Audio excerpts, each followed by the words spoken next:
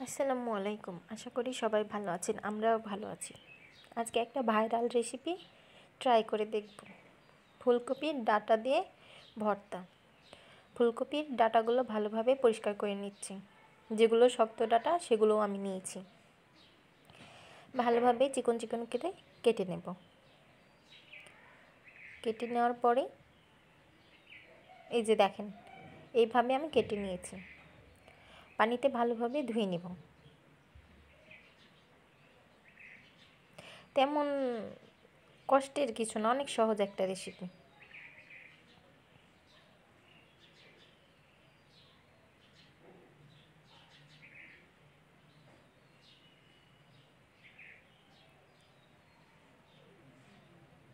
পাতিলে পানি দিয়েছি, ফুলকপির ডাঁটাগুলো সিদ্ধ করার জন্য দিয়ে দেব।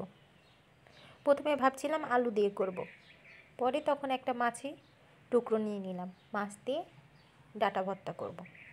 সিদ্ধ করার জন্য লবণ দিয়ে দিলাম।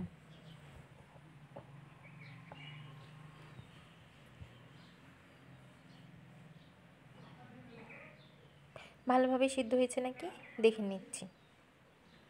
আমি কিন্তু এই ভর্তাটা শিলপাটায় বানাবো, আপনারা চাইলে ব্লেন্ডারেও বানাতে পারেন। আমার ডাঁটা সিদ্ধ হয়ে গেছে, মাছের কাঁটাগুলো বেছে নিচ্ছি।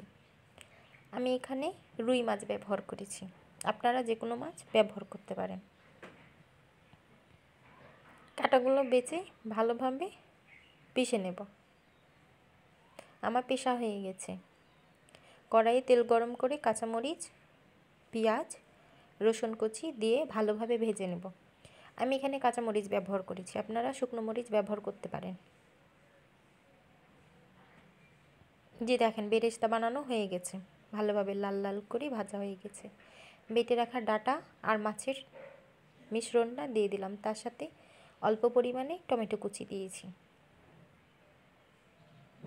আর হালকা পরিমাণে হলুদ দিয়েছিলাম আমি।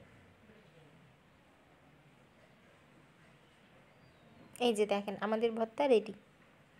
আপনারা এই ভর্তাটা বাসায় একবার হলেও ট্রাই করবেন। আমি উপর থেকে সামান্য পরিমাণে সরিষার তেল দিয়ে নিচ্ছি, ভালো যেন একটা ফ্লেভার আসে।